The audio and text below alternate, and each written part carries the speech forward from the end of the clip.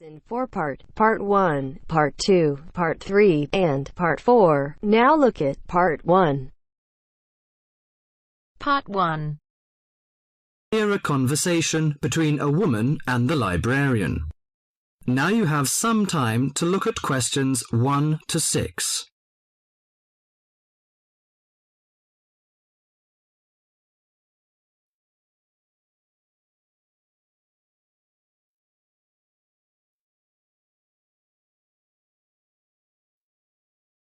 Now listen to the talk and answer the questions 1 to 6. Good morning. Good morning. Can I help you? Yes, I'd like to join the library. We're new to the district, you see. Certainly. Well, all we need is some sort of identification with your name and address on it. Oh dear.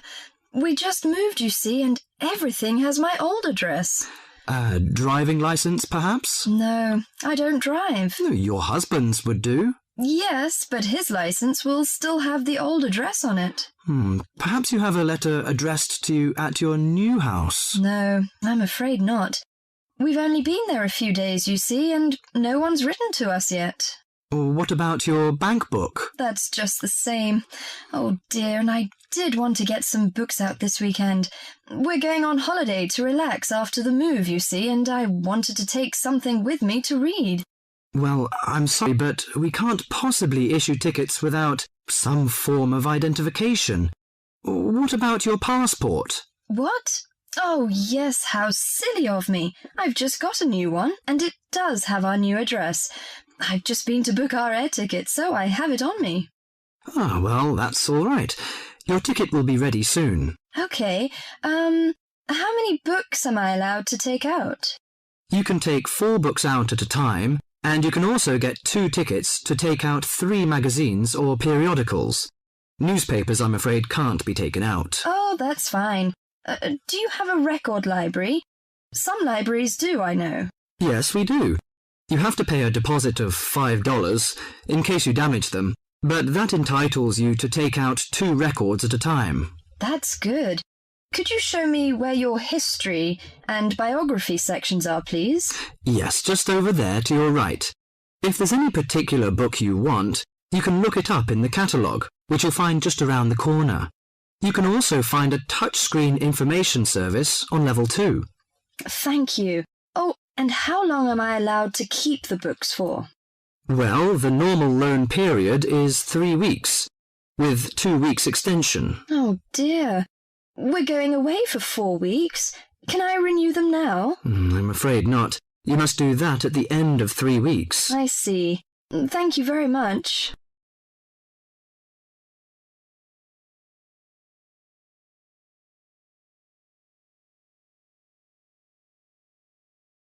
Before the talk continues, you have some time to look at questions 7 to 10.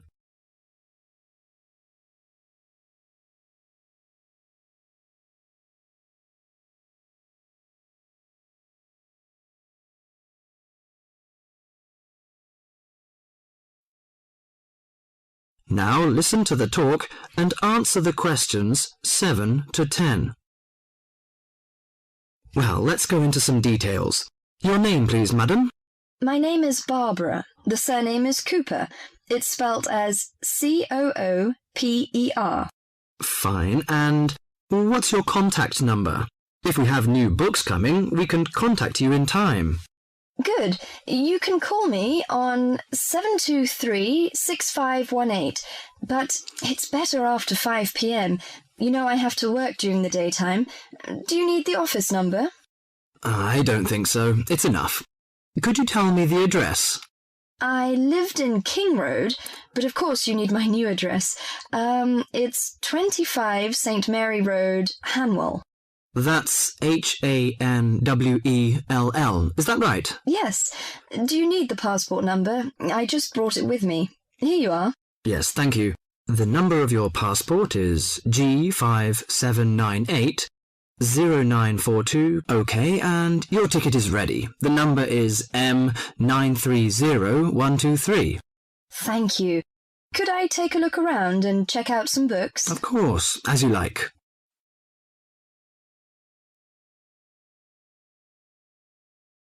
That is the end of part 1.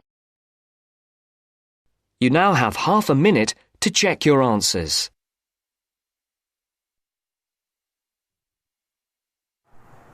Do subscribe our channel and like the video so that we feel motivated and make more and more videos for you. And please press the bell icon so that you can get notification for every new video, which is absolutely free. Thanks. Now turns to part 2. Part 2. You will hear a discussion between two students and their tutor.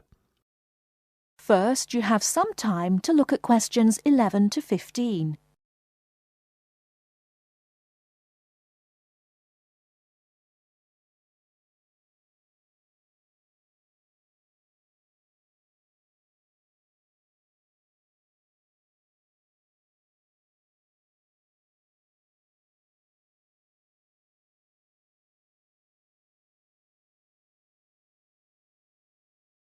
Now, listen carefully and answer questions 11 to 15.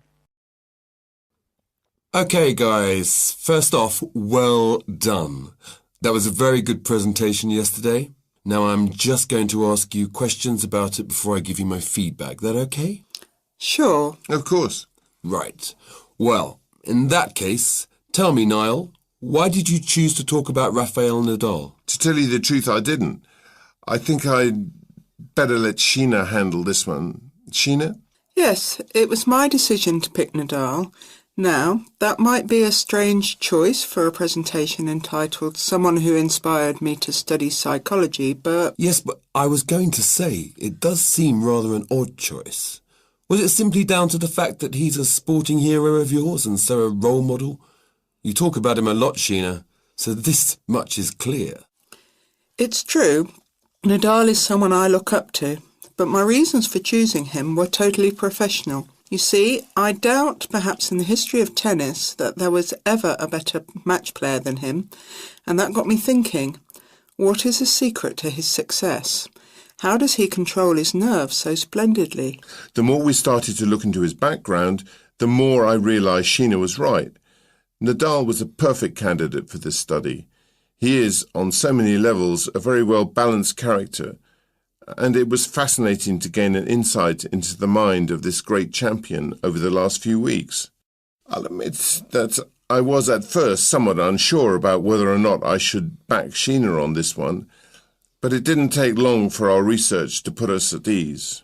So, while most of the students were researching Freud and other visionaries in the field of psychology and psychoanalysis, you were looking into a present-day sports star? Does that not strike you as a little odd? Of course, we knew it was a risk. After all, there was a danger that no one, least of all you, would take us seriously when we stood up on stage and started our presentation. That said, I think it is in the spirit of psychology to be inquisitive and adventurous and not just stick to the conventional. Otherwise, how would the field have come so far, as it has done already? Well, I must say, your risk certainly paid off. Yours was, without a shadow of a doubt, the most interesting and original presentation I saw. And judging by the reactions of the other students, I would have to say that everyone else was equally impressed. Thank you. I'm so glad you think so.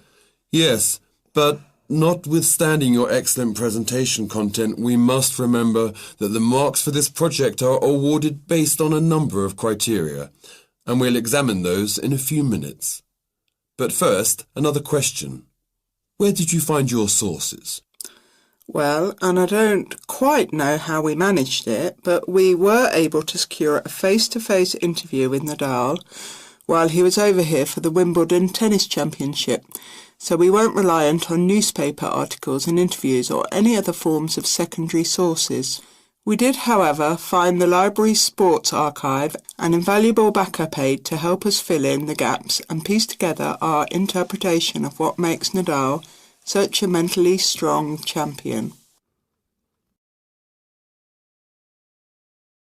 Before you hear the rest of the talk, you have some time to look at questions 16 to 20.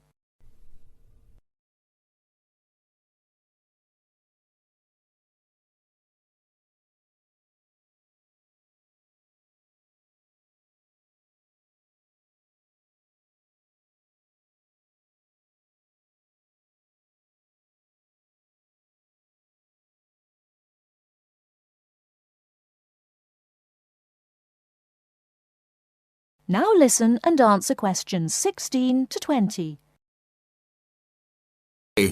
Well, as I said, congratulations again for your excellent work.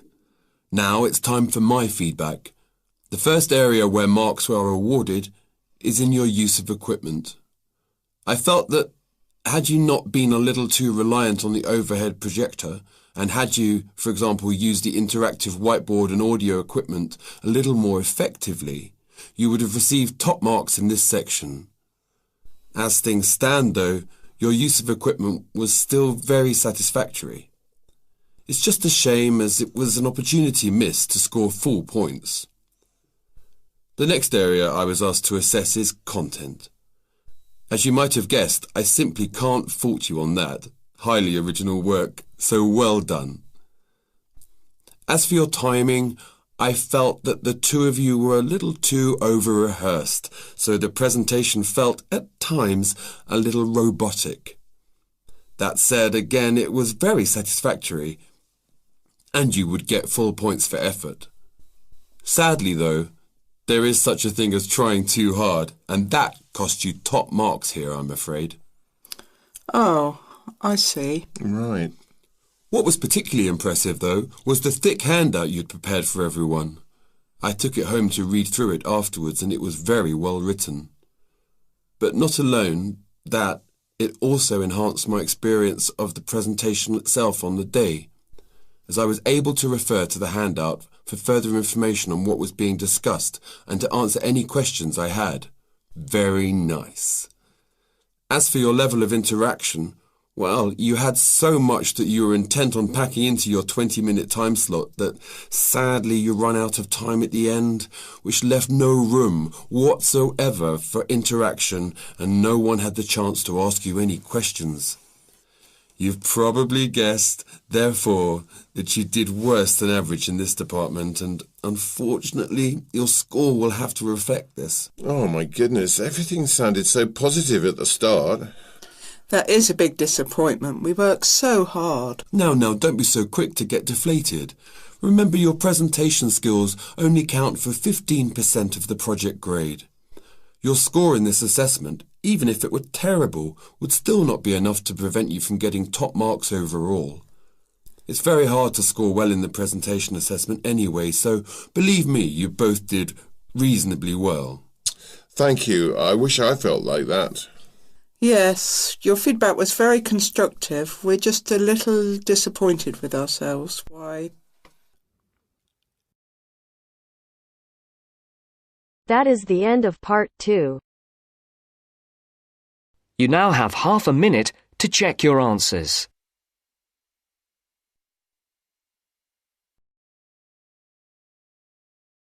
Now turns to part 3. Part 3. You will hear a business studies student called Sam talking to his tutor about an IT project he is going to do for a local company called Turner's. First, you have some time to look at questions 21 to 26.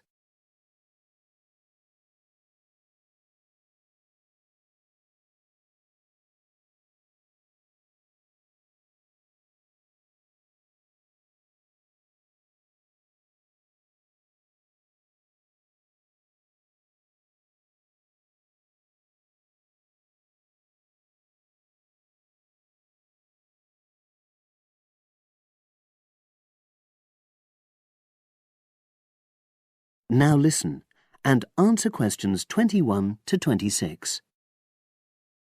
Hello, Sam. Come in and sit down. Thanks.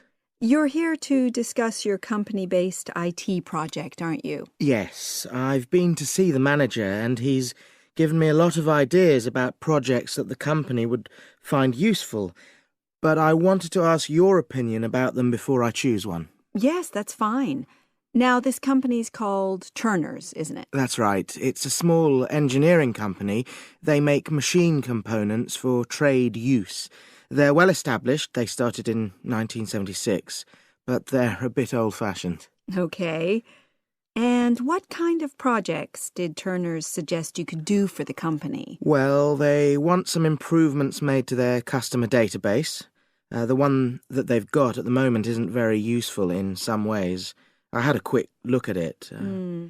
That would be a very straightforward project, and it'd be simple enough to evaluate, but I don't think you'd get enough out of a project like that.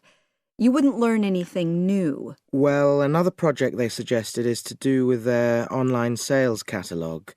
At the moment, customers can look at their products, but they can't actually order them online, which must affect their competitiveness. But I said I thought it would take too long. It's quite a big task. You're right. It's too much for the time you've got. It's a pity, though. Then they want some help with their payroll system. At the moment, the way they calculate pay involves a lot of manual accounting.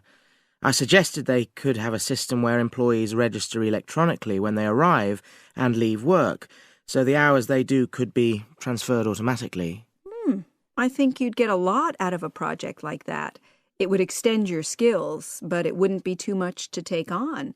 A student did something similar a couple of years ago, but this is slightly different. Well, then they need help with their stock inventory.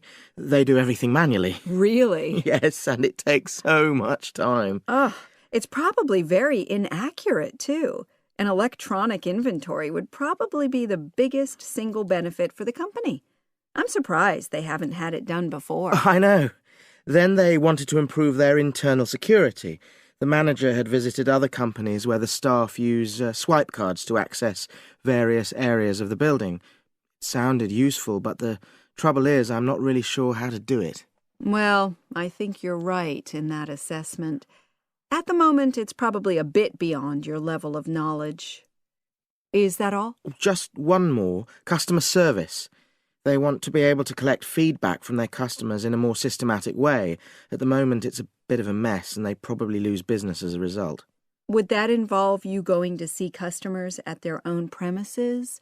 Because in that case, you might have to do a fair amount of traveling, and that would incur expenses that haven't been agreed with these companies. I never thought of that. Well, it might not be a problem, but it's something that needs clarifying. Well, I hope that's been helpful in narrowing down the options. Yes, it has, thanks. I'll be able to make a decision now. But while I'm here, can I talk to you about coursework? Sure. Now you have some time to look at questions 27 to 30.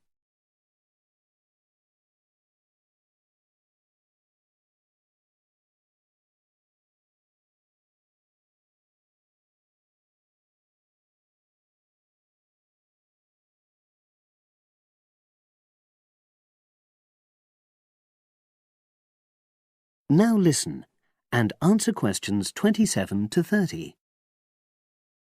I'm not very happy about the way our group assignment is working. There are some problems. Oh dear. Are people just not getting on with each other? That's the worst thing. Actually, we're all friends. It's not that. But when we're having a discussion about the assignment, one or two people end up doing all the talking and the rest don't say anything. It's a bit frustrating because we need plenty of debate. Well, that's a common observation. You're studying in a group with people from all over the world, and you all have your own ways of participating. In some places, students are more used to listening than talking, and vice versa. I suppose you're right. I'll try to remember that. Does everyone pull their weight as far as sharing the workload is concerned? I'd say they do, yes, and our group elected a leader. She's very good at making sure no one's overloaded, but personally I feel that there are just too many of us in the group.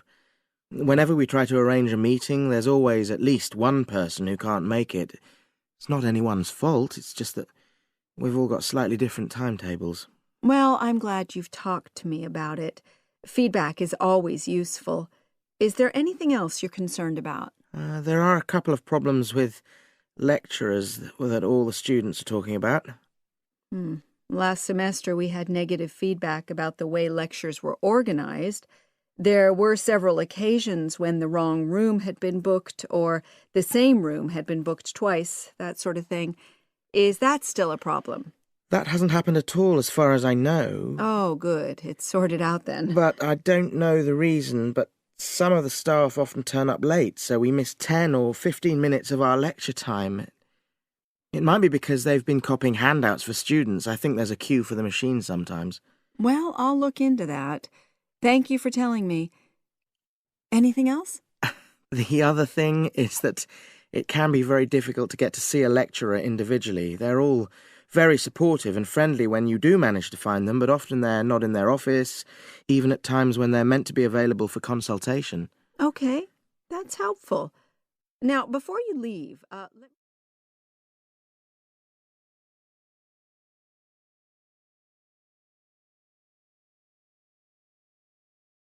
That is the end of part 3. You now have half a minute to check your answers. Now turns to part 4. Part 4. This is Jane Frost with this morning's edition of Wake Up with Frost.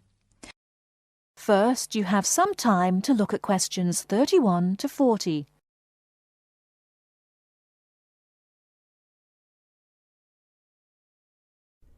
Now, listen carefully and answer questions 31 to 40. Good morning. This is Jane Frost with this morning's edition of Wake Up with Frost. As you all know, for the last week we've been running a survey trying to find out what you, the listeners, think is the greatest invention of the last 200 years. The response has been amazing, double the amount we had last year, so thanks to all of you for taking part. We've had about 2,000 responses online and about the same on our phone lines. The lines are now closed, and this morning I can announce what the results were. So, here it is. You, the listeners, have chosen as the greatest technological invention of the past 200 years, and let me not forget to mention that 65% of you voted for this, it's the bicycle. Yes, the bicycle, first invented in 1818, and, would you believe it, the first bicycle was made of wood. The second bicycle had iron wheels. I cannot imagine what that must have been like to ride. It would have kept you fit at any rate. But for me, the best thing about the bicycle was what it did for women's rights.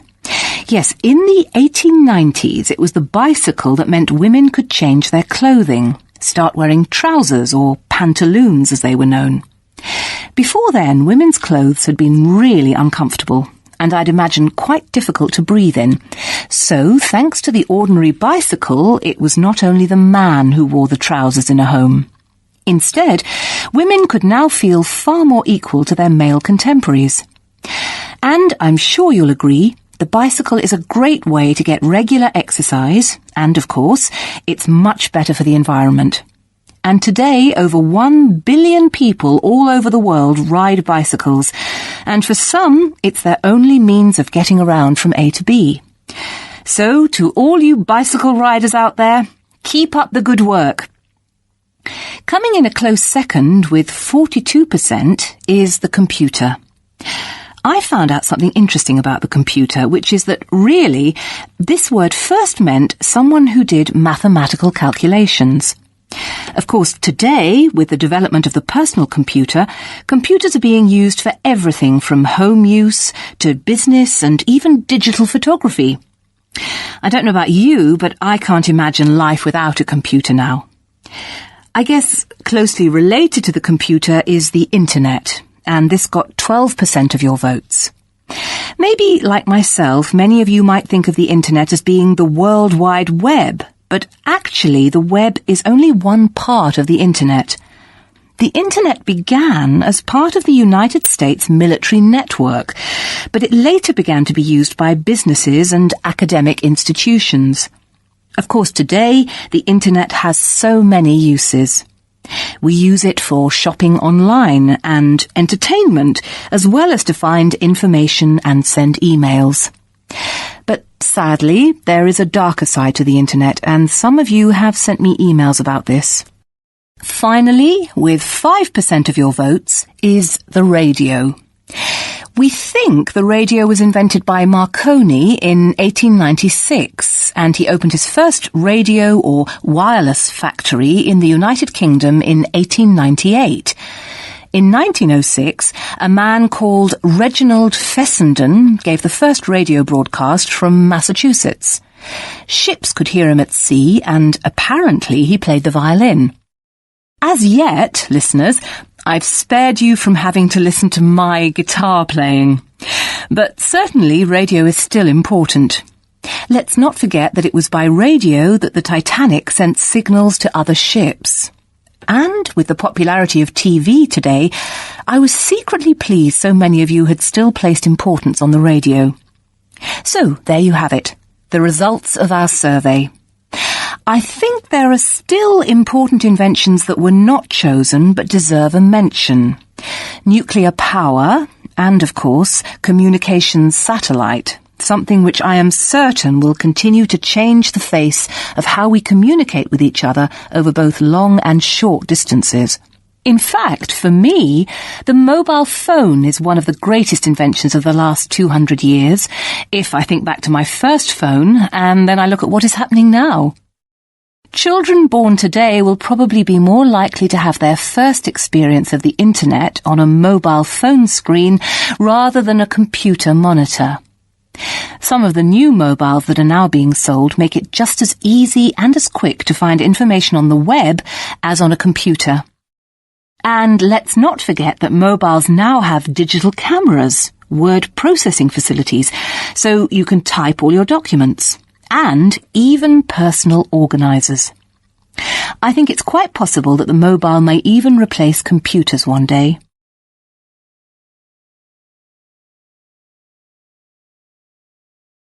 Part 4.